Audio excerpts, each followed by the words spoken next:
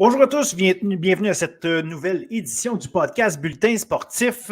Cette semaine, évidemment, je fais le tour de ce qui s'est passé en fin de semaine dernière. Je commence avec le volleyball féminin collégial. Des victoires de Lionel Groulx contre Jonquière et de Outaouais contre Édouard Montpetit. Donc, des victoires importantes pour ces deux équipes-là. Édouard Montpetit, qui est toujours en tête du classement. Une deuxième défaite pour elle cette saison. Lionel Groulx, leur victoire très importante, cette victoire, parce que ça permet à Lionel Groulx de devancer Jonquière au 4e rang du classement. Notons aussi qu'il y a une bataille qui est toujours très forte entre Sherbrooke, Trois-Rivières, Bois-de-Boulogne et André Laurando pour une place au championnat provincial qui va être disputé du 23 au 25 février au Cégep Lionel Groulx. Collégial masculin, Limoilou, qui était premier au classement, je dis bien, subit maintenant 4 défaites consécutives, 2 défaites en fin de semaine contre Sherbrooke, ce qui fait que maintenant, ils sont 2e derrière l'Outaouais, mais pourraient monter au premier rang du classement s'ils gagnent leurs 2 matchs contre Saint-Jean en fin de semaine, ce qui serait la logique, mais bon, encore faut-il gagner ces matchs-là. Donc, ça va être à suivre. On s'entend, ou juste mentionner, Outaouais a terminé sa saison régulière. Donc, c'est ce qui fait que Outaouais ne pourra pas défendre sa première place plus loin. Donc, voilà, Limoilou a son sort entre les mains.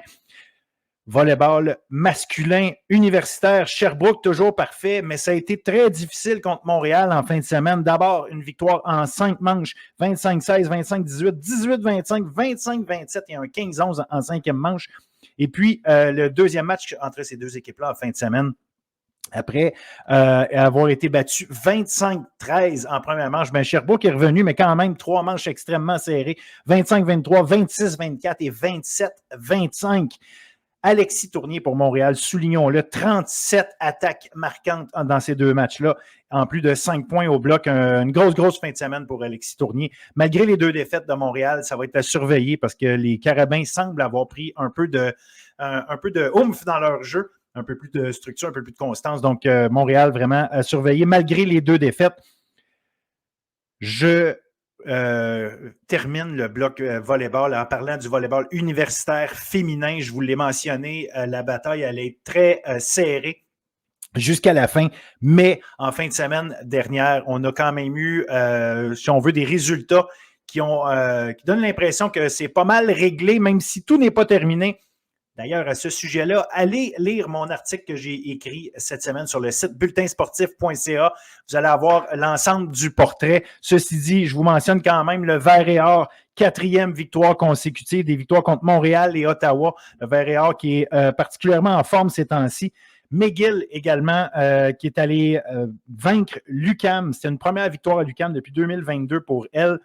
Et ça fait en sorte que Ottawa et l'UQAM sont prises, ces 2 équipes-là, dans une situation pas mal de do or die, si vous me permettez l'expression. Elles ont besoin que Laval perde ses 2 derniers matchs, et c'est possible parce que Laval va jouer contre Montréal et Sherbrooke pour terminer la saison.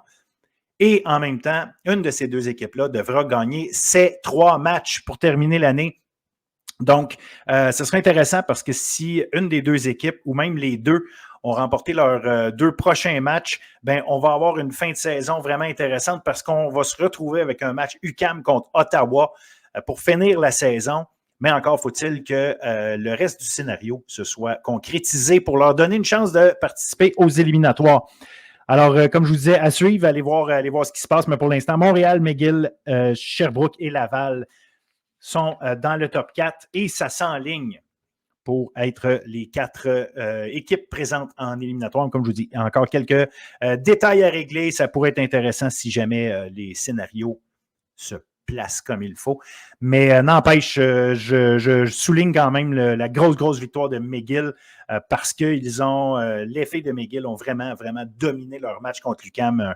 Un résultat assez surprenant, soit dit en passant, parce que je m'attendais à ce que l'UQAM donne une meilleure opposition. Mais bon, ce sont des choses qui arrivent, comme me l'a dit leur capitaine Annika Pinault. On se retrousse les manches et on s'en va se préparer pour les matchs qui restent. C'est tout ce qui reste à faire. Basket universitaire. Universitaire masculin, Concordia, 7e et 8e victoire de suite. pour l'équipe de Rasko Popovic. Franchement, l'équipe en forme sont maintenant premiers devant l'UQAM parce que l'UQAM a perdu ses matchs contre Laval, les 2 matchs en fin de semaine. Ce sera très intéressant, Concordia devancer l'UQAM, comme je disais, mais 3 des 4 derniers matchs de la saison pour ces 2 équipes-là, ce sera un contre l'autre. Donc, le duel va se poursuivre jusqu'à la fin pour savoir qui va terminer au premier rang du classement. À suivre, et je vous invite à la fin du présent podcast, la dernière section, on aura en entrevue de la semaine Alec Faneuf, garde des Stingers de Concordia, qui nous parle un peu de sa saison, nous parle un peu de son parcours, mais surtout de ce qui se passe cette saison, comment ça va avec les Stingers. Comme je vous disais, Laval a battu l'UQAM 2 fois. Et dans le cas de Laval, qui avait un début de saison extrêmement difficile et qui sont assurés d'être qualifiés pour le championnat canadien, c'est intéressant de voir que cette équipe-là prend du poil de la bête et vraiment joue du meilleur basket, à noter notamment la performance extraordinaire d'Aris Elizovic pour Laval, l'ancien de McGill, le roi du rebond qui a vraiment démontré toute sa force à ce niveau-là. Dans le premier match entre Laval et l'UQAM, 26 rebonds, un record du RSEQ. D'ailleurs, il battait son propre record à lui, Aris Elizovic, 26 rebonds dans le match contre l'UQAM. Bref, grosse performance. On va avoir Bishops contre Laval vendredi le 16, là, qui pourrait être déterminant pour déterminer, qui va être 3e ou 4e au classement après cette fin de semaine-ci. À suivre, basketball féminin. 2 victoires pour Laval contre l'UQAM, 2 victoires pour Bishops contre Concordia. Et autant chez les femmes que chez les hommes, Concordia et l'UQAM vont s'affronter 3 fois dans les 4 prochains matchs. Donc, ça va être intéressant parce que malgré les grosses difficultés de l'UQAM chez les femmes cette saison, elles sont toujours en vie. Et s'il fallait qu'elles gagnent leurs 3 matchs contre Concordia, mais pourrait se retrouver en éliminatoire encore. Donc, c'est toujours possible et jouable pour elle.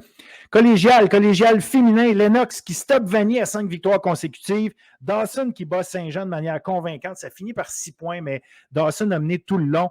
Saint-Jean, il manquait à l'appel Léa Riopel pour ce match-là. Donc, peut-être que ça a eu un impact. Bref, Dawson qui continue de dominer au niveau collégial féminin. 12 victoires, 1 défaite cette saison. Mentionnons également Montmorency et Trois-Rivières qui ont subi 2 claques en fin de semaine. Malgré ça, à cause de la structure du calendrier, à cause de la structure des 2 poules qu'on a au niveau collégial féminin D1, eh bien, Montmorency et Trois-Rivières ont encore une chance de se faire une place en éliminatoire. Une des 2, en fait, va faire les séries. Elles vont s'affronter 2 fois en toute fin de calendrier. Donc, si jamais Trois-Rivières remportait ces 2 matchs-là, Trois-Rivières passerait en pas en demi, mais en éliminatoire au championnat provincial. Ça va être à suivre absolument. Donc, voilà. Hey, désolé, je reçois un appel au même moment. Je vais fermer ça. Chez les hommes masculins, Champlain-Saint-Lambert, 2 victoires, sont maintenant à 10-8. John Abbott-Montmorency, 1 victoire, 1 défaite, sont à 9-9. C'est très intéressant parce que là, on a Champlain-Saint-Lambert et Montmorency qui ont l'air quand même d'avoir placé leur pion pour se rendre en série. Ce n'est pas terminé. Il y a encore beaucoup d'actions de ce côté-là. Mais il va être intéressant de voir Outaouais, Sherbrooke, Sainte-Foy-Annecy, qui sont toujours dans la course. Sherbrooke, 1 victoire, 1 défaite cette fin de semaine. Donc, dont 1 victoire d'ailleurs pour Sherbrooke contre John Abbott. Ce sera à suivre parce que notamment 23 et 25 février, Outaouais et Sherbrooke vont s'affronter 2 fois de suite. Donc, ça pourrait avoir un impact important pour savoir quelle équipe sera la 7e et dernière à se qualifier pour les séries éliminatoires du basketball collégial, en fait, le championnat provincial de basketball. Je termine mon tour de ce qui s'est passé la fin de semaine passée avec le hockey féminin, excusez-moi. Hockey féminin, on fait le tour dans quelques minutes avec Léa McIntyre, mais j'apporte quand même à votre attention au niveau universitaire.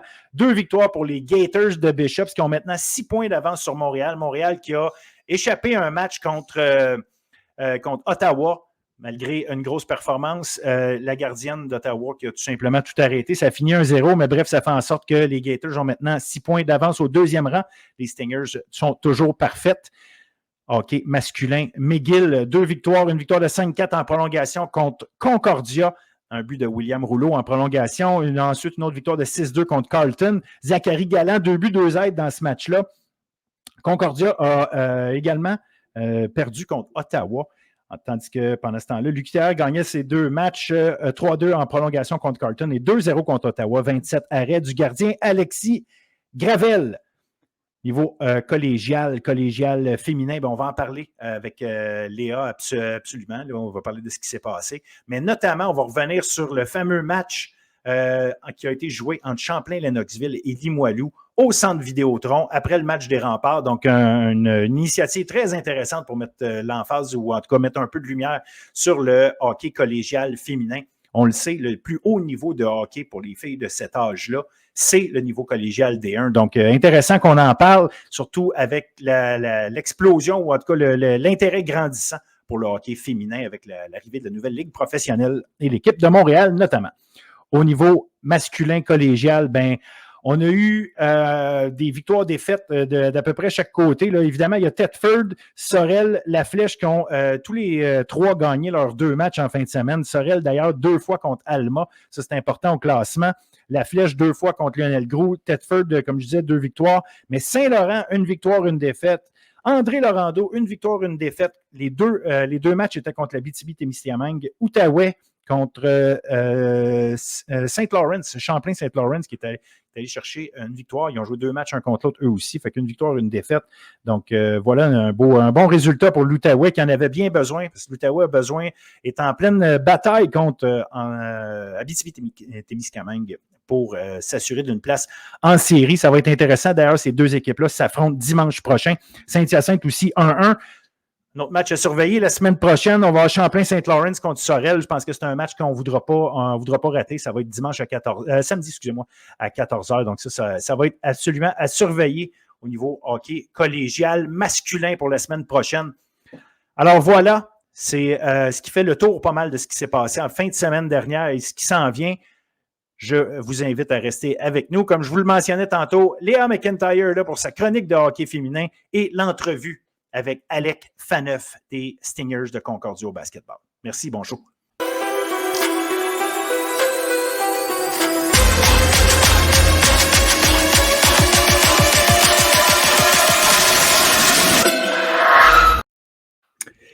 Hockey féminin avec Léa. Salut Léa. Salut. Ça va bien? Ça va bien, merci. Toi? Yes. Grosse soirée hier pour ta préférée Taylor Swift là, qui a frappé fort au gala hier soir, en plus d'annoncer un nouvel album qui s'en vient. Je sais que ça n'a rien à voir avec le hockey, mais je trouvais ça cool parce que je pense tout le temps à toi quand je vois Taylor Swift. Pour une fois, on en parle, ça n'a pas rapport avec le football. Tant mieux. De un, puis sérieusement, j'ai tellement de difficultés à comprendre pourquoi le monde... que le monde soit tanné de la voir à cause que la NFL la présente, OK, fair, mais que tu n'aimes pas Taylor Swift parce qu'elle se fait présenter à TV, j'ai plus de misère avec ça. Mais bon. Ceci dit, revenons à nos moutons. Fin de semaine de hockey très intéressante, surtout au niveau collégial. On va y revenir. On va commencer ça avec l'universitaire. Encore une fois, Concordia qui continue sa saison parfaite, mais ce n'est pas d'elle que je veux parler.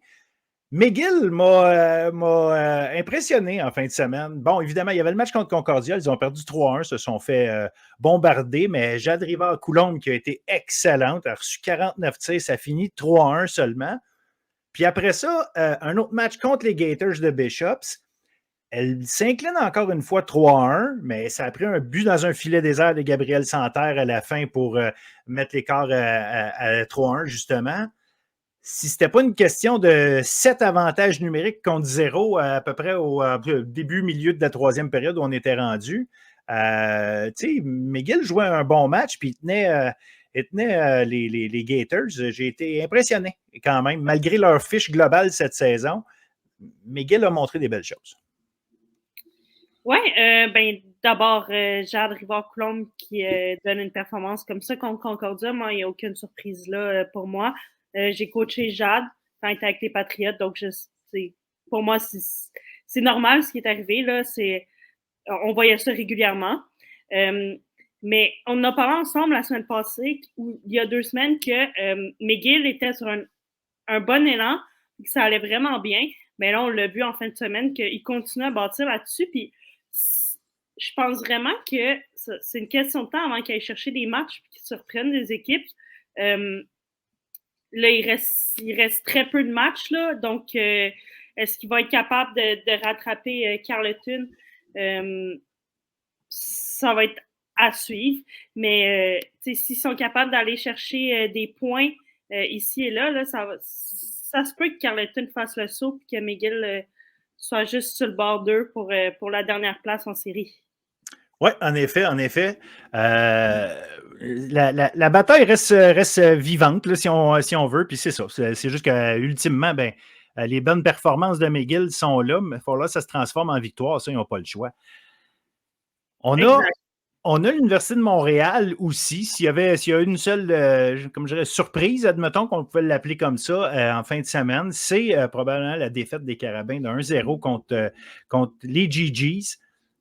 Les Carabins qui semblaient à un certain moment donné avoir repris leur air d'aller, puis vraiment se positionner comme l'équipe qui va pouvoir donner du fil à retordre aux Stingers.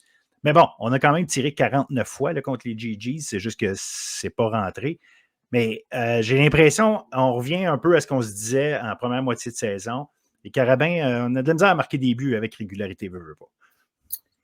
Oui, on l'a vu, là, c'est vraiment ça. On a de la misère à marquer. On a les présences au filet, les lancers sont là, mais on ne trouve pas le fond du filet. Mais c'est une défaite qui va faire mal aux Carabins au niveau du classement. Là, ils sont à 26 points. Bishop est à 30, donc il y a c'est ça. 4 points de différence. C'est deux équipes qui allaient se battre. Bon, c'est pas mal fait. Là. Ils vont jouer une contre l'autre en série. Mais l'avantage à la glace, c'est important. Puis là, cette défaite-là va leur faire mal pour justement finir en deuxième place. Là. Oui, exactement. Comme tu dis, une question d'avantage de la glace, mais ce qui est le fun, c'est qu'on va avoir un avant-goût de tout ça parce que dimanche, Bishops et l'Université de Montréal s'affrontent. D'ailleurs, Bishops, vendredi, affronte les Stingers. Fait qu'une grosse fin de semaine pour les Gators de l'équipe de Valérie Bois.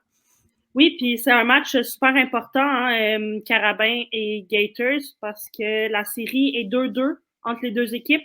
Et là, ils jouent leur 5e match, leur dernier match contre eux. Donc, au final, là, si ils terminent à égalité, c'est ce match-là qui va décider qui finit deuxième, qui finit troisième.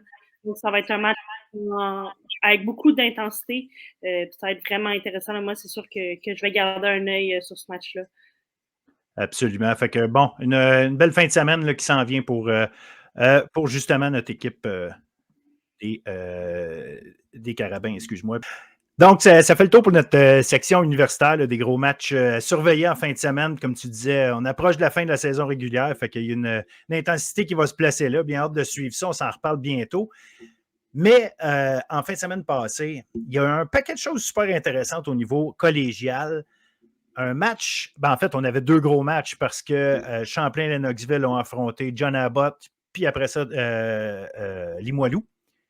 Et en plus, on avait des matchs où est-ce que l'équipe U18, M18, comme ça, M18 a affronté des équipes collégiales. Fait que je veux que tu m'en parles un peu. On va commencer par ces deux matchs-là, justement, entre les top 3. Là, John Abbott contre Champlain et Lennoxville. John Abbott qui joue un autre gros match. Est-ce qu'il faut voir cette grosse victoire-là de John Abbott comme un statement quelconque ou bon, c'est la réalité de ces matchs-là. Des fois, il y en a qui sont plus à sens unique que l'autre. Je pense, j'aurais tendance à dire que oui. Les dernières fois qu'on a vu ces deux équipes-là jouer, donc Lennoxville et John Abbott, ça a été des matchs avec énormément de buts pour les deux équipes. Là, cette fois-ci, John Abbott a gagné et je pense qu'ils ont seulement accordé un but, corrige-moi, 5-1. Donc, John Abbott a réussi à rajouter leur défensive pour accorder moins de buts. Donc, je pense que si ils ont trouvé la clé à ce moment-là pour les matchs à suivre contre Limoilou et contre Champlain, ça peut faire une différence en bout de ligne. Là. Exact. Puis, écoute, comme je te disais, là, je le vois comme un élément très intéressant pour John Abbott, mais on le sait, là, John Abbott, c'est le genre d'équipe qui est capable de frapper fort n'importe quand, mais j'ai trouvé intéressant justement le fait que puisse contenir Champlain et Knoxville comme ça. le lendemain, justement, Champlain-Lennoxville est allé jouer un gros match, mais vraiment important parce qu'au-delà de jouer contre Limoilou, qui en soi est un gros match, ils en ont fait un événement que j'ai adoré l'initiative. Après le match junior des Remparts, les gens pouvaient rester et voir le match entre Limoilou et Champlain-Lennoxville. Puis les personnes qui ont décidé de rester en ont eu pour leur argent un match qui s'est rendu en prolongation, un beau match de hockey, mais surtout une initiative vraiment cool pour permettre à ces filles-là qui jouent le meilleur niveau possible à cet âge-là au Québec d'avoir un peu de visibilité là, au-delà de leur cégep. Ouais, tu sais, on l'oublie souvent, là, mais les meilleurs gars qui jouent au hockey à 18-19 ans sont juniors majeurs. Ben, il y en a qui jouent dans la Ligue nationale, mais on va dire juniors majeurs. Ben, les filles, à la même âge, ils jouent au collégial en Division 1. Fait que là, c'était vraiment de voir les deux meilleures équipes de hockey de la région de Québec jouer une à la suite de l'autre au centre Vidéotron. Moi, j'ai trouvé ça super. Belle initiative. Félicitations au Rempart d'avoir amené ça. Tellement une bonne idée. J'espère que ça va donner des idées à d'autres équipes. Là. Je pense aux Phoenix qui ont les Cougars dans leur cours. Peut-être de pouvoir faire la même chose pourrait être intéressant, mais les images que j'ai vues, il y avait l'air d'avoir quand même beaucoup de monde dans les estrades. J'ai vu des images de jeunes filles qui étaient là avec leur équipe de hockey. Je trouve ça le fun. Ça permet aux joueuses de vraiment vivre ce que les gars ont l'opportunité de vivre, eux autres, à temps plein. Puis quel match! En prolongation, 6-5, un match rempli de buts. Je m'attendais à ça avec ces deux équipes-là. Pour moi, les deux équipes au sommet, je m'attendais à un bon match. Puis c'est sûr, les gens qui sont restés pour voir le match des Titans en ont eu pour leur argent là, parce que des belles performances, là, ça c'est sûr.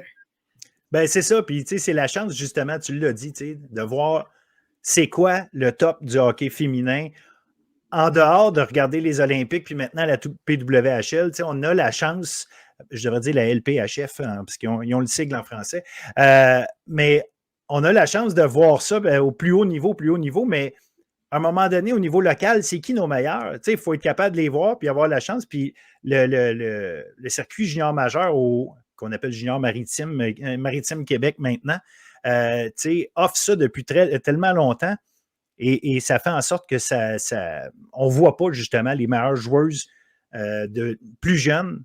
Où est-ce qu'elles sont? C'est comme si elles apparaissaient quand elles sont rendues au plus haut niveau. Alors que non, elles ont elles aussi leur passage obligé par les plus bas niveaux parce qu'elles sont plus jeunes, mais c'est le fun qu'on puisse montrer ça.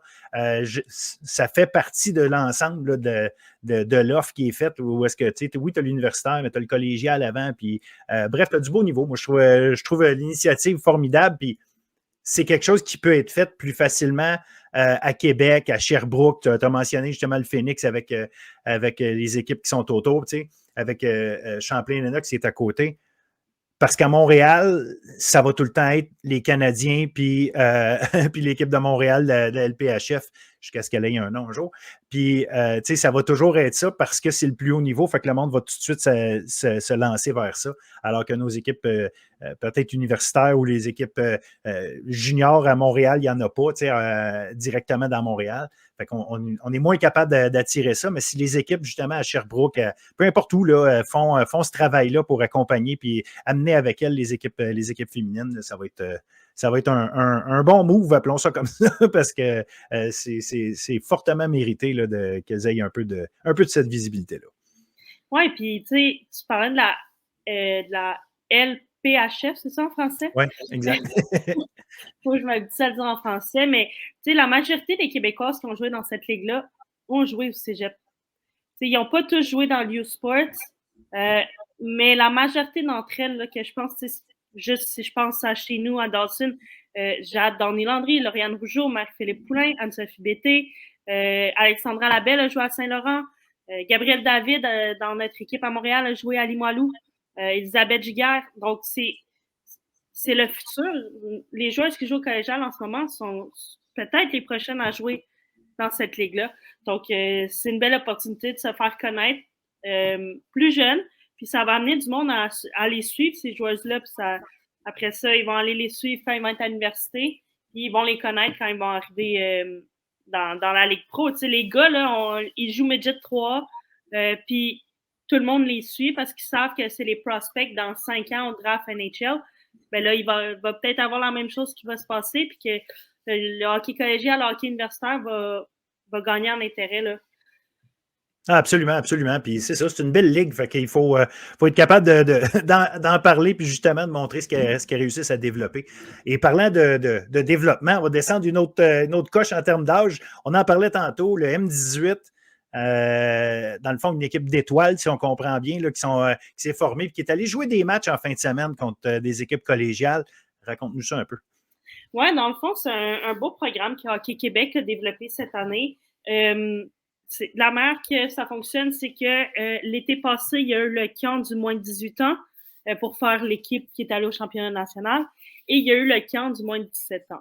Avec ces deux camps-là, ils ont sélectionné les 42, si je ne me trompe pas, meilleures joueuses au Québec qui jouent dans la catégorie M18-3 féminin. Donc, on ne trouve pas dans cette équipe-là les joueuses qui jouent avec les gars, c'est seulement les joueuses qui jouent dans la LHEQ M18-3. Et ils vont jouer un match contre chacune des équipes collégiales cette année. Là, on parle de 42 joueuses. Évidemment, il n'y en a pas 42 qui sont habillées à tous les matchs.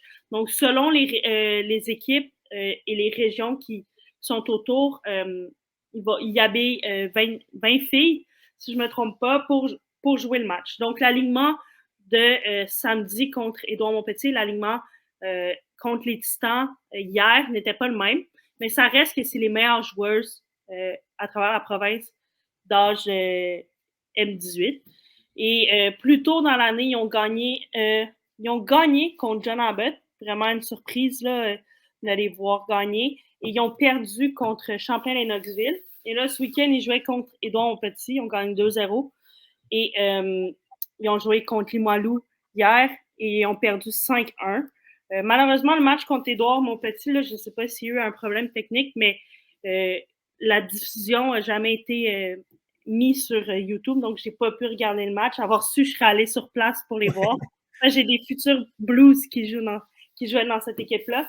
Mais j'ai eu l'opportunité de regarder le match hier. Puis, Alexandra Giguère, des Titans de Limoilou, a marqué 3 buts rapidement. Mais le moins 18 n'a pas abandonné. Puis, ils sont quand même bien battus malgré le score de 5-1. Là. Ben c'est le fun parce que ça fait une forme de showcase quasiment où est-ce que les filles, justement, ont la chance d'évoluer puis de voir tout de suite c'est quoi le prochain niveau, de quoi ça a l'air. Là.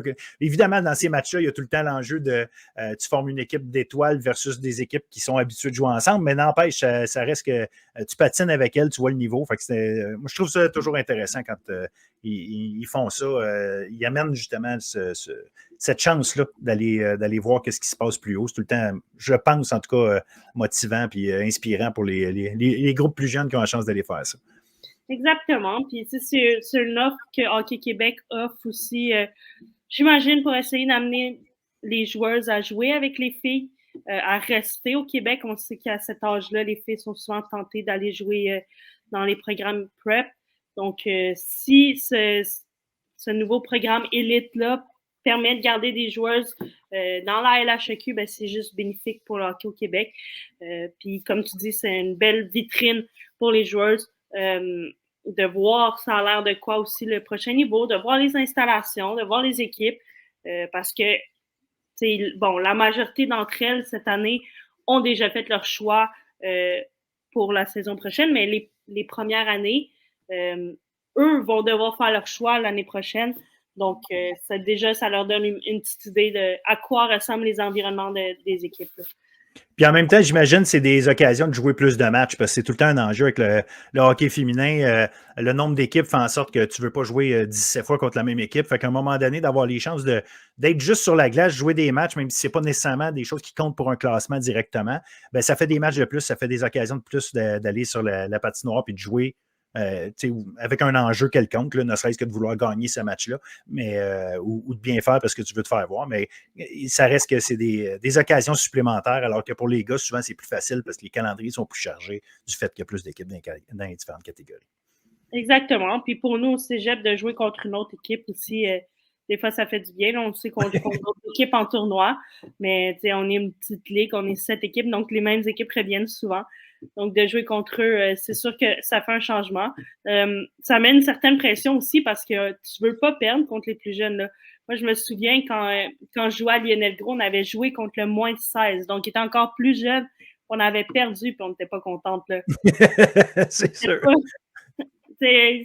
On a patiné un peu après cette pratique-là, mais donc là, c'est sûr qu'on veut performer contre cette équipe-là. On ne veut pas se faire battre par les plus jeunes. Donc, nous, Dawson, on joue contre eux le 16 février.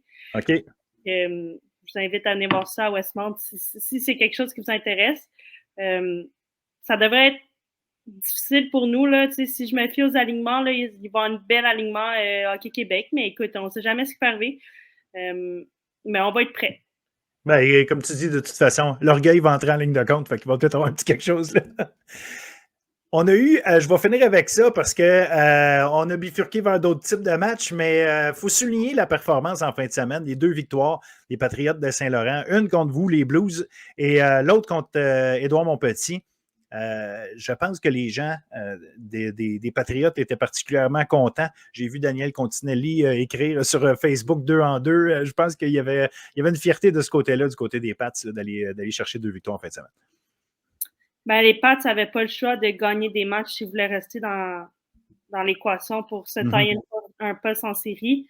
D'aller chercher les points contre nous leur a donné un boost, là, puis d'aller gagner contre Édouard Montpetit, ben là, c'est sûr que c'est un match important parce que c'est avec eux qu'ils vont se battre pour faire les séries. Donc, félicitations à eux. Je sais que l'équipe d'entraîneurs de Daniel travaille fort. Ils l'ont mérité. Ils ont mieux joué en tout cas, contre nous, ils ont mieux joué que nous. Donc, ils méritaient ce match-là.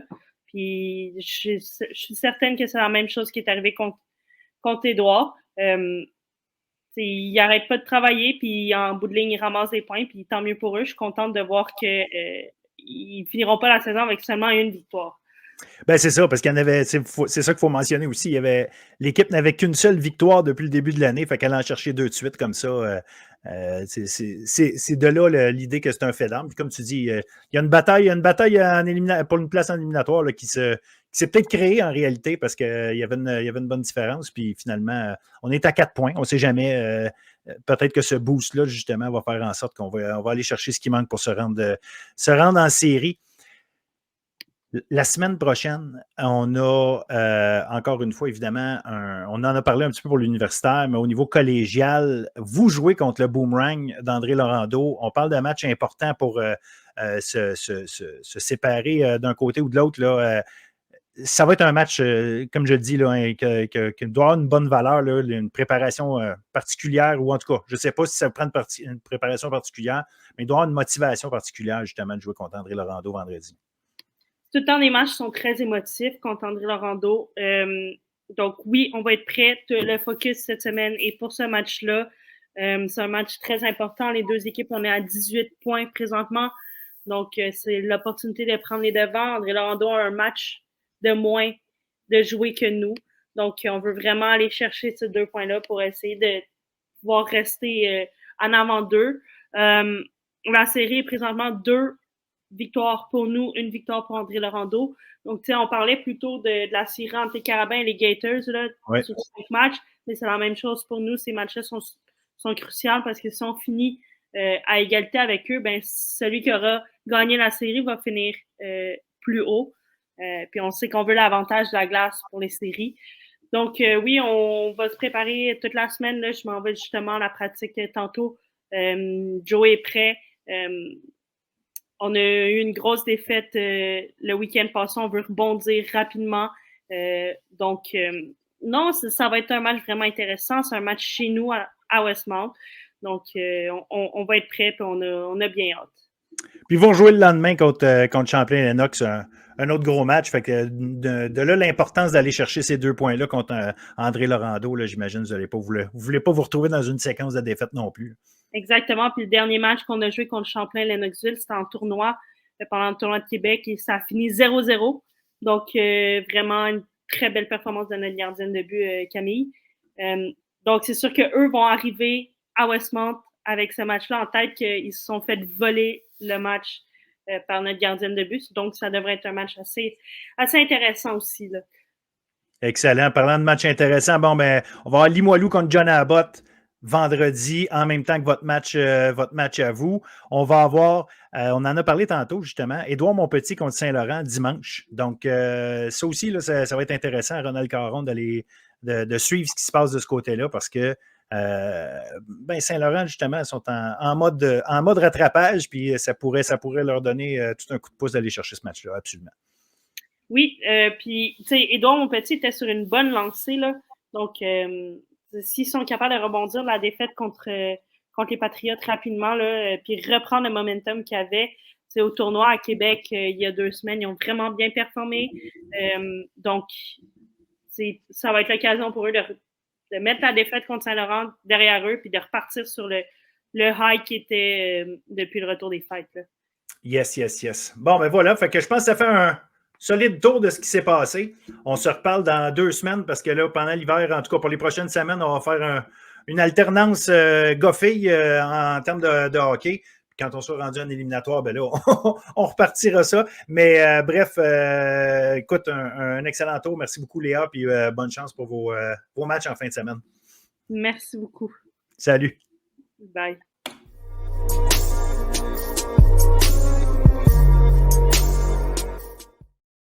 Alors, nous voilà au segment de l'entrevue de la semaine. Cette semaine, on a avec nous un joueur important de l'équipe des Stingers de Concordia au basket masculin, Alec Faneuf. Salut, Alec.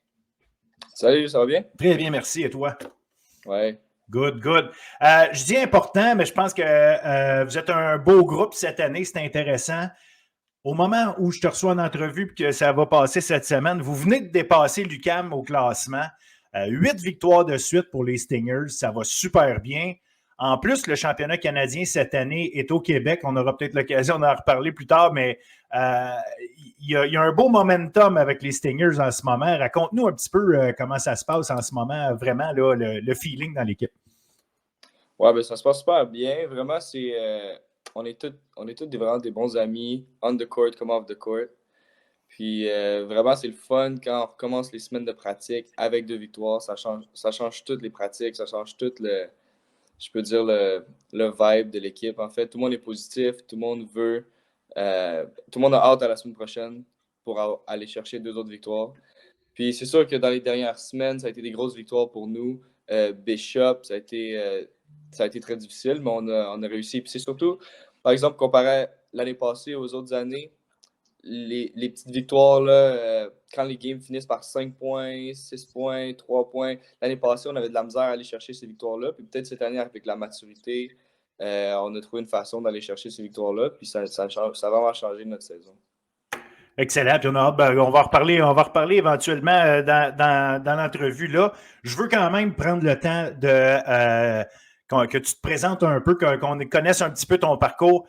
Tu as joué pour le Cégep d'Outaouais. Oui, exact. Et c'est ta 3e année avec les Stingers, c'est bien ça? Exact, oui. Yes. Est-ce que le basket, ça a tout le temps été dans ta vie? Est-ce que tu fais du basket depuis que tu es tout petit ou tu as fait d'autres sports? Comment le basket est arrivé dans ta vie? J'ai plus commencé, j'ai joué au football quand j'étais jeune. J'ai joué au hockey. J'ai fait du ski alpin, un parcours un peu normal d'un jeune sportif. Puis j'ai commencé plus à jouer au basket sérieusement au secondaire, puis jouer au football et au basketball à ce moment-là. Puis là, il fallait que je choisisse entre les deux. Tous mes amis étaient plus au basketball, donc j'ai juste continué dans la même veine. Puis en fait, j'étais pas super. Tu sais, j'étais très petit à l'époque. J'étais encore considéré un très petit joueur, même au circuit universitaire, mais mettons la différence de grandeur était plus exagérée même à l'époque. Puis je dirais qu'en secondaire 5, là, j'ai été recruté par le Cégep. Puis là, au Cégep, je continue à me développer. Puis encore très peu recruté à l'université. Puis Rasco m'a donné une chance. Donc, je suis allé aux Stingers. Puis là, j'ai continué à... C'est vraiment la progression, tout le temps, chaque année, de progresser un peu. Puis là, je suis au niveau... Qu'est-ce qui t'a fait connaître Rasco? Tu dis Rasco m'a donné ma chance. Ça reste que il y a très peu d'équipes universitaires au Québec quand même. Les opportunités, d'ailleurs, c'est pas pour rien qu'il y a beaucoup de très bons joueurs collégiaux qui sortent du Québec. Les opportunités sont pas nécessairement toutes là, mais ça reste que même si tu dis je n'étais pas tant recruté, Est-ce que tu avais déjà un lien avec coach Popovich pour qui vienne te chercher ou qui te donne cette opportunité-là? Pour être honnête, je connaissais pas beaucoup les équipes universitaires, je connaissais aucun coach. Mon coach à l'époque, Jonathan Jean-Pierre, il envoyait souvent des messages à des coachs universitaires, puis il essayait que les coachs viennent me voir jouer, puis voir d'autres joueurs dans l'équipe aussi. Puis mon avant-dernière game de cégep, Rasco est venu, puis il a aimé la façon que j'ai joué, puis il m'a donné ma chance. Il a dit que l'année prochaine, j'allais être dans l'équipe si je voulais recruter. Donc, j'ai accepté directement. Je n'avais pas vraiment d'autres écoles universitaires qui m'avaient rien offert de similaire, donc le choix a été facile. Puis définitivement, c'était pas un mauvais choix de coach Popovich. Je venais te chercher parce que tu es un joueur régulier partant de l'équipe et très efficace. D'ailleurs, je parlais que vous avez 8 victoires de suite. Dans ces 8 matchs-là, il y en a 7 où tu as 15 points ou plus. Oui, il y a une production qui vient d'un peu partout, mais clairement, tu n'es pas étranger au succès de l'équipe. Ouais. Fait que, tu sais, il y a quelque chose là-dedans ou est-ce que tu l'expliques par le fait que tu as juste continué à progresser ou c'est juste les gars ou les recruteurs t'avais pas vu, ils s'étaient pas concentrés sur toi? Est-ce que ça peut être ta grandeur d'après toi? Bref, comment tu vois le fait que tu es clairement un solide joueur universitaire au milieu de ta carrière, puis dans le fond, tu t'es installé assez rapidement à ce niveau-là? Ben, clairement, c'est sûr que la grandeur a fait un impact. Souvent, quand ils voient la grandeur, les coachs vont associer direct avec la défensive. Fait qu'ils vont dire, ah, trop petit, il va avoir de la misère à défensive au prochain niveau, en fait. Puis, moi, je trouvais pas que c'était un problème à l'époque. Je pensais que j'étais quand même un bon defender, si on veut. Puis, je pense que ça s'est même transféré à la Ligue universitaire. Je suis quand même considéré un défenseur normal. Je ne suis pas un mismatch, là, comme on dit. Puis non, il y avait beaucoup de ça. Et au cégep, on perdait beaucoup de games. Je suis sûr qu'on était l'avant-dernière équipe de la Ligue. On avait beaucoup de défaites. Puis je suis sûr que ça a dû avoir un impact sur mon recrutement parce que les coachs aiment mieux recruter les bons joueurs dans les bonnes équipes gagnantes. Ce qui est normal aussi.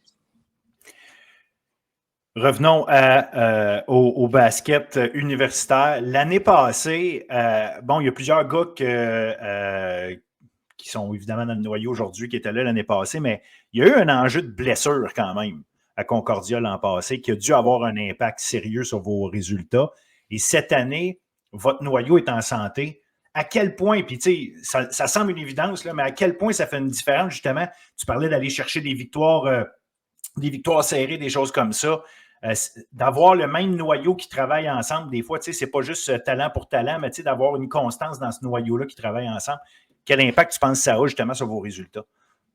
Moi, je pense que ça a un gros impact. Surtout, je pense, la profondeur de notre équipe cette année, ce qu'on n'avait pas l'année passée. On a plus de big men, si tu veux, puis on en a aussi qui sortent du banc. Donc, je trouve vraiment que cette profondeur-là, ça amène que les joueurs, par exemple, les starters, doivent se pousser parce que si c'est pas toi sur le terrain, ça va être un autre joueur. Puis notre équipe va probablement gagner aussi, mais c'est le fait de cette compétition en pratique qui change que ça nous force à tout le temps. Puis justement, tu mentionnes la profondeur. Vous avez plusieurs joueurs de première année qui font qui ont déjà un impact. Là, je pense à Karam Sali, Jordan Telford. Il y a des gars comme ça qui sont rentrés, puis ils ont clairement déjà des minutes intéressantes dans des matchs importants. Fait que ça rajoute aussi, j'imagine, ça fait en sorte que Bradley Louidon aussi, excuse-moi, je veux pas oublier lui, mais tu sais, j'imagine que ça ajoute aussi au fait que vous êtes capable d'être constamment sur le terrain, à pouvoir donner votre maximum. Il y a moins de fatigue en fin de match, fait que ça peut avoir des impacts, ça aussi. Ouais, avec des problèmes de faute aussi. Souvent, c'est difficile pour les big men. Je passe à Charles Robert qui joue pour Bishop, qui chaque possession, seal inside. Souvent, ça amène des problèmes de faute. Puis avoir plusieurs gars qui peuvent rotationner, ça change tout. C'est quoi le style de jeu, justement, que vous avez? Comment vous jouez pour, justement, affronter des équipes qui, l'année passée, par exemple, c'était déjà bien seté, Bishop, Lucam, Qui sont revenus avec des noyaux semblables. Oui, Bishop, ça a perdu une coupe de gars, mais quand même, il reste que les noyaux sont encore très semblables. L'UQAM en particulier, qui a non seulement gagné le championnat provincial l'année passée, mais ont très bien fait au championnat canadien. Ils auraient très bien pu passer aux prochaines étapes. Ils ont perdu par des détails contre ceux qui ont été champions ultimement, Carleton. Mais là, c'est quoi que vous faites, vous, cette année, qui fait en sorte que, OK, on est en avant de l'UQAM, on est en avant de Bishops actuellement. Votre système de jeu, votre style de jeu, comment tu le définis? Comment il se place bien contre ces équipes-là? Je pense que ce qu'on fait de bien à Concordia, il y a beaucoup de préparation puis de scouting contre les autres équipes. Donc,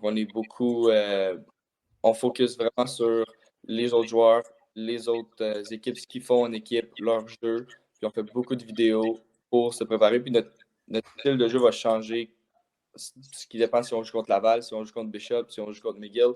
On ne va pas faire les mêmes choses défensivement, on ne va pas faire les mêmes choses offensivement, on ne va pas rouler les mêmes jeux. Puis aussi, je dirais défensivement, on est une équipe très défensive. Je dirais Rasko Popovic, notre coach qui amène, c'est beaucoup de défensif, intense. Je dirais qu'on est une équipe dure à jouer contre. Moi, je nous définirais comme ça. Je dirais que c'est ça. On est tough en défense, puis on travaille tout le temps fort, puis on va juste avec l'intensité de notre coach sur le banc, on peut voir que ça se transfère sur le terrain. Et là, il vous reste 4 matchs à jouer pour la saison. Il y en a 3 là-dessus contre les citadins de l'UQAM. Exact. Et bon, en ce moment, vous avez une victoire de plus que les citadins au classement. Fait que vous êtes premier, mais ça reste que savoir qui va finir premier, ça va se passer pas mal dans ces trois matchs-là. À quel point bon, évidemment, je comprends, on veut tous gagner les matchs, je ne veux pas poser une question insignifiante, là, mais la réalité, c'est qu'à quel point cette première place au classement est importante pour vous. À quel point, justement, aller chercher ça. Je ne sais pas si c'est lancer un message à tout le monde. Est-ce que c'est pour vous donner votre confiance à vous? Comment tu vois ces matchs-là, justement, parce que c'est pas juste bien finir la saison, mais il y a vraiment le premier rang au classement qui est en jeu. Puis l'UQAM, c'est des champions à titre. Oui, ça va être des 2 semaines très intenses pour nous, ça c'est certain. Surtout même avec aussi les midterms, je pense qu'ils vont s'en venir dans les 2 prochaines semaines. Ça va être très intense. Mais niveau basket, je pense que ça va être ça le prouver à nous-mêmes qu'on est capable de battre UQAM parce qu'on avait perdu la première game contre eux. Puis c'est aussi toute la progression qu'on a fait. Je pense que c'est notre première game de la saison, c'était contre UQAM. Donc toute la progression qu'on a fait depuis ce temps-là et toute la progression que UQAM ont fait pendant ce temps-là. Donc j'ai hâte de voir ça va être comment le match. Je dirais aussi, pourquoi on veut finir premier, en fait, c'est qu'on jouerait les 2 games de playoff à la maison. Donc, les 2 games éliminatoires seraient à la maison si tu es premier, tu joues contre le 4e. Puis ensuite, tu joueras encore à la maison pour la finale. Puis ça, c'est un avantage devant tes partisans, un terrain qui est habitué, tes ballons, tes rims. D'habitude, on shoot tout le temps mieux à la maison. Donc ça change beaucoup c'est un gros avantage, en fait, pour une game de playoff. Il y a Laval aussi. On a parlé de l'UQAM. Oui, Bishops aussi, une équipe solide tout le temps avec Charles Robert notamment, Étienne Gagnon, les deux big men. Ouais.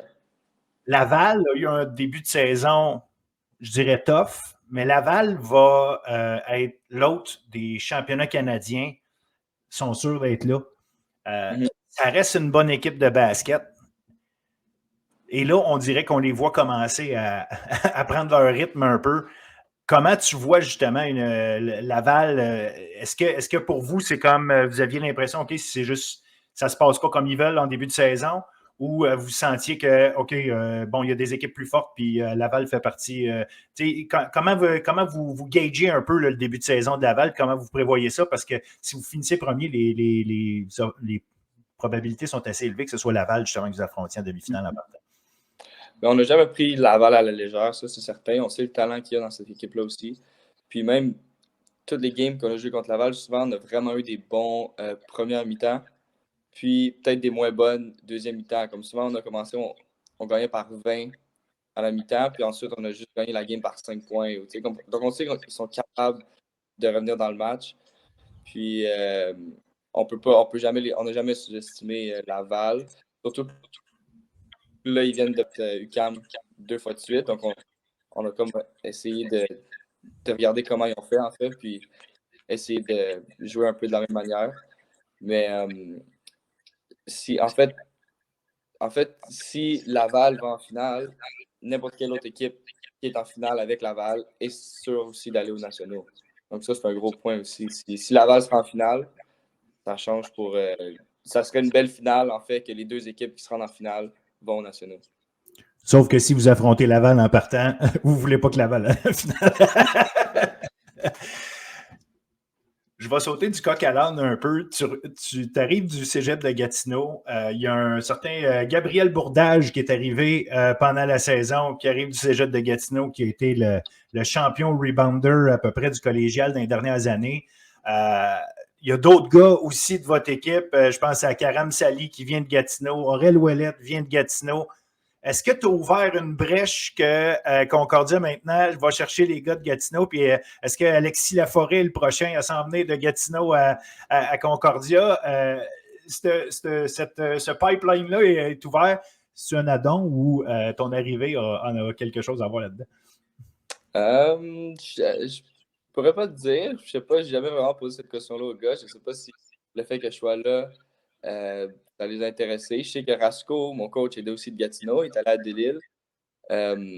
Donc, mais peut-être que ça a ouvert une voie puis qu'il voit un futur à Gatineau. C'est drôle, c'est tous des gars que je jouais avec quand ils étaient plus jeunes. Et puis surtout qui ont joué avec mon frère. J'ai un frère plus jeune. Puis ils ont tous joué avec mon frère. C'est super cool maintenant de les avoir dans l'équipe. Puis moi, mon frère, on parle toujours des gars, puis des équipes. Puis ça, bien évidemment, les gars que j'ai nommés, c'est ça, c'est des gars de première année. Fait que comme tu dis, c'est intéressant de voir ces gars-là arriver. On va revenir maintenant à ce qui se passe actuellement.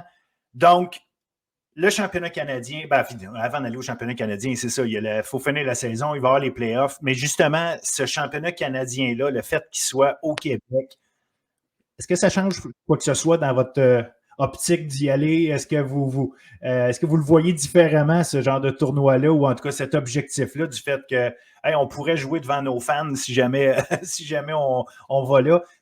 Ça fait-tu partie de la réflexion ou pas du tout, pas encore, peu importe? Je pense que le but, c'est toujours d'y aller en équipe. C'est le but ultime.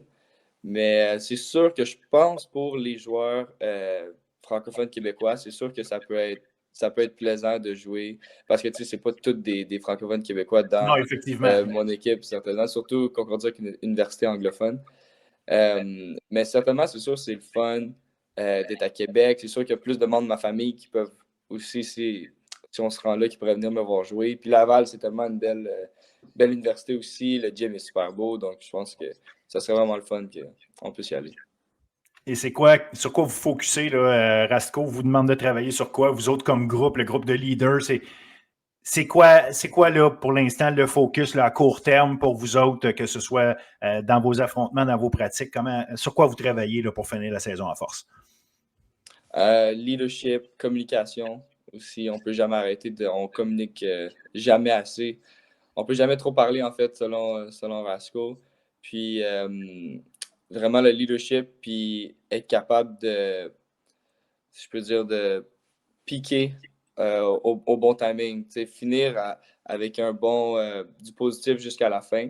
Parce que c'est facile de monter. Mais là, une fois qu'on commence à descendre, on peut avoir, dans les 4 prochaines games, c'est très possible d'avoir 1 ou 2 défaites. Mais comment on va pouvoir rebondir de ça pour arriver au playoff prêt, puis avec la même mentalité de gagnant, si tu veux, que dans nos 8 victoires d'affilée. Est-ce que vous sentez que, justement, vous êtes en train de monter parce que 8 victoires d'affilée, des fois, on a l'impression de « Hey, tout va bien », ou vous avez l'impression « OK, on est vraiment en train de monter, on n'a pas fini ». C'est quoi l'ambiance là, dans le vestiaire puis sur le terrain de pratique, là, entre vous autres, là, votre feeling que vous avez? Je pense que là, on est... en fait, notre horaire a fait que c'est comme si à chaque partie, ça montait en difficulté, en fait. Je ne veux pas dire ça parce que je trouve que toutes les équipes sont bonnes cette année, mais je veux dire, si on se fie au classement, on s'est pris contre McGill, qui était la dernière cette année. Ensuite, on a tout le temps monté en classement. Donc, c'est comme si à chaque fois qu'on montait, on disait, OK, 2 victoires contre cette équipe-là, 2 victoires contre cette équipe-là, là, après ça, 2 victoires contre cette... Fait qu'on dit, OK, on veut voir jusqu'à où on est capable de se rendre. Tu sais. Puis là, vous finissez avec l'UQAM. UQAM. Avec l'UQAM 3 fois sur 4. Fait que, effectivement, comme tu dis, le test va aller jusque-là. Tu parlais tantôt, puis je vais embarquer dans cette parenthèse-là. Tu parlais tantôt, il y a les midterms dans tout ça. Comment un athlète universitaire pris dans une course aux playoffs, ben, vous allez faire les playoffs, c'est pas le point, mais tu sais, impliqué dans un build-up, si on veut, ou un crescendo d'essayer de garder ben, je ne veux pas appeler ça de l'adrénaline, mais comme tu dis, vous essayez de piquer, vous essayez d'être au mieux de votre performance au meilleur moment, continuer d'être là, tout en ayant des études, évidemment, à faire. Puis c'est pas juste aller s'asseoir dans une classe, mais préparer vos examens, préparer vos travaux. À quel point ça, c'est des moments clés puis crunchés dans une saison? Puis est-ce que vous vous aidez entre coéquipiers à gérer ces moments-là? C'est sûr qu'on s'aide. On se demande, hey, tu as déjà fait le cours? C'était comment? T'aimes-tu ce prof-là? On essaie de surtout faire notre horaire en fonction que ça fit bien avec le basket. Je te dirais que la deuxième session est un peu plus facile dans le sens qu'on va terminer en mars environ. Puis là, on peut finir au moins les finals et tout ça. On n'a pas de basket. On va avoir un gros break après. Ouais. La première session, la session d'automne, elle est plus compliquée parce que là, toute la session, on a des pratiques tous les jours. Puis il y a même des gars qui travaillent aussi. Souvent les week-ends, il va y avoir les dimanches ou des fois des soirs de semaine, il y a des gars qui vont travailler. Donc c'est beaucoup à mettre dans l'horaire. Puis il y a aussi, le basket amène aussi certains devoirs. On a beaucoup de sessions de vidéo. Individuellement, le soir, il faut qu'on regarde du vidéo. On a nos propres matchs à regarder aussi. Donc, parfois, tu penses, OK, je reviens à la maison, là, je peux faire de l'école, je peux focusser sur d'autres choses. Mais il y a aussi des devoirs qui sont en lien avec le basket pour se préparer pour la prochaine journée ou la prochaine game. Donc, c'est aussi aligner nos devoirs puis les devoirs de basket. Puis justement, le fait que, parce que tu dis première session, c'est plus tough parce que c'est toujours là, mais tu sais, je voulais savoir justement par rapport au fait que là, en ce moment, tu sais, l'enjeu basket est de plus en plus important. Tu sais, à quel point ça, comment je pourrais dire, ça a un impact sur vos études ou ça ne change rien parce que, tu sais, c'est la même quantité de travail. Mais je disais, tu sais, des fois, dans notre tête, on le sait que c'est important, ça ramène un stress de vouloir bien faire au basket. Peut-être qu'un match de mi-saison, tu veux toujours bien faire, mais il n'y a quand même pas l'enjeu qui est le même exactement. Mm-hmm. Fait que c'est plus, tu sais, c'était dans ce sens-là que je posais la question. Est-ce que vraiment, tu sais, ça demande encore plus d'organisation à cause de ça?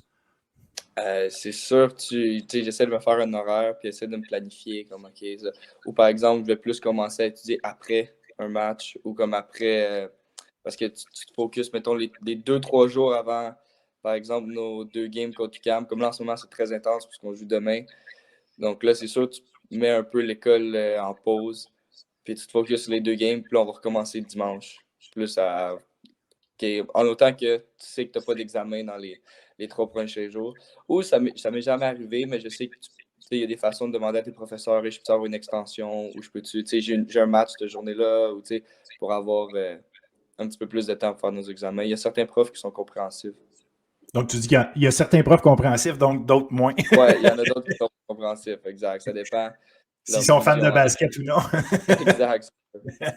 Good. Ben écoute, un gros merci, Alec. Vraiment, j'ai vraiment très apprécié le temps qu'on a passé. Ton temps, tes explications. Très cool. Merci beaucoup. Bonne chance le reste de la saison. On va suivre ça avec grand intérêt. Puis les gens qui nous écoutent, ben Alec Phaneuf, surveillez ça avec les Stingers de Concordia, un joueur vraiment important dans cette équipe, puis une équipe qu'on pourrait assurément retrouver au championnat canadien. À suivre. Merci, Alec. Parfait, merci.